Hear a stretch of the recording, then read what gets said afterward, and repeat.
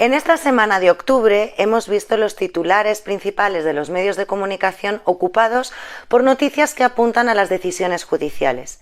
En un primer momento conocíamos que el Tribunal Constitucional avalaba la tesis de Pablo Llarena, esa que señala a que las euroórdenes contra los líderes independentistas en el exilio están activas, en forma contraria a lo que están diciendo ya los diferentes tribunales de diferentes Estados miembros, que dicen que hay que esperar a que resuelva el Tribunal de Justicia de la Unión Europea y también el Tribunal General de la Unión Europea. Pues bien, el Tribunal Constitucional en España parece que va por libre y parece que cree que está por encima de la ley europea. Una postura que nos recuerda bastante a la sentencia que hemos conocido del Tribunal Constitucional, esta vez de Polonia, que así lo afirma, que dice que el ordenamiento jurídico de Polonia está por encima del Tribunal de la Unión Europea. Vemos cómo empieza a zozobrar el proyecto europeo y la falta de coherencia por parte de algunas instituciones respecto a los tratados internacionales, a los acuerdos internacionales y a los compromisos de los Estados con la permanencia en la Unión. Pero no hemos visto solamente esto. El Tribunal Constitucional, como ha celebrado un pleno, nos ha dado más titulares. Por un lado, avala la prisión permanente revisable.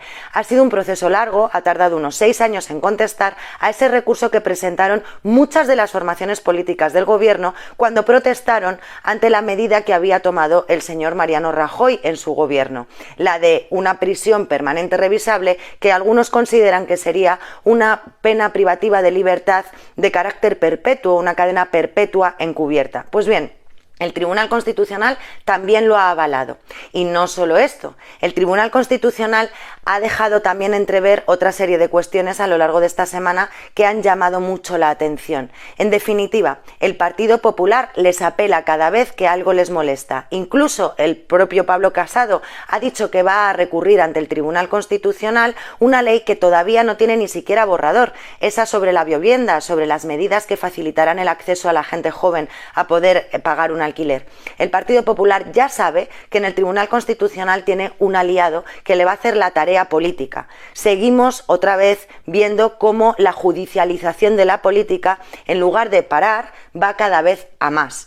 Y la guinda del pastel ha sido que Constitucional considera inconstitucional la decisión de la Mesa del Congreso por la cual se suspendió la actividad parlamentaria durante la primera etapa del estado de alarma generado por la pandemia. O sea, el Constitucional otra vez vuelve a meterse en decisiones de índole política. En esta ocasión, la decisión de la Mesa de nada más y nada menos de la Cámara del Congreso de los Diputados. No es nuevo, porque esto ya pasó en su momento en Cataluña, pero casi nadie quiso hacer caso y casi nadie prestó atención a lo que se estaba ya gestando allí. Un gobierno por parte de las togas, un gobierno que deja de lado los principios democráticos y de igualdad de la ciudadanía ante la ley. Algo que ha quedado también en evidencia con la decisión de la Fiscalía esta semana de detener y archivar las investigaciones sobre la posible actividad delictiva del rey emérito, que ya se está pensando en volver porque total ya le han dicho que puede estar tranquilo. Esa es una actitud que deja otra vez claro que no somos todos iguales ante la ley, que unos parecen ser más iguales que otros. Esta semana hemos conocido también por las portadas del ABC que la ministra Margarita Robles, según ha afirmado este medio, habría entregado dinero en efectivo de los fondos reservados a la Casa Real para no dejar rastro de estos pagos. La ministra actual de Defensa no se ha pronunciado sobre este hecho, no ha puesto una denuncia contra el medio de comunicación y el gobierno ha hecho mutis por el foro. El mismo silencio que ha demostrado ante los papeles de Manglano, que han señalado que durante el gobierno socialista, teniendo a José Luis Corcuera como ministro de Interior, habría enviado paquetes bomba, haciéndolos pasar por paquetes enviados por ETA, a militantes de la izquierda abertzale vasca.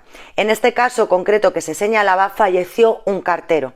Pues bien, una información tan grave, tan delicada, tan sensible, también ha sido contestada con el silencio por parte del gobierno, a pesar de que EH Bildu haya exigido explicaciones al actual ministro del Interior, al señor Grande Marlaska. La situación está llegando a un punto insostenible y la guinda del pastel la puso ayer el Supremo, condenando al diputado de Unidas Podemos, Alberto Rodríguez, al canario, por haber supuestamente dado una patada en el 2014 a un agente de la autoridad. Pues bien, la única prueba que le ha servido al Supremo para condenar a 1 mes y 15 días de prisión y a inhabilitación a sufragio pasivo ha sido la declaración del agente, una declaración que, por cierto, cambió a lo largo del juicio. Hay 2 votos particulares a esta sentencia que señalan que el diputado debería haber sido absuelto porque no tienen suficiente valor, no tienen suficiente peso las pruebas. Sencillamente, esta declaración, como te digo, del policía supuestamente agredido que ha cambiado su versión. ¿Cuál ha sido la respuesta del diputado? Que recurrirá ante la justicia europea. Una vez más vamos a tener que esperar la respuesta de Europa, que llegará tarde y que llegará en un momento en el que toda esta situación ya haya hecho daño.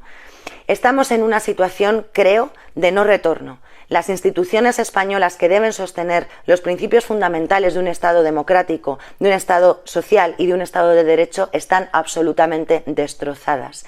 Nos hemos quedado como ciudadanía absolutamente huérfanos de capacidad de respuesta, de capacidad de queja, de capacidad de movilización.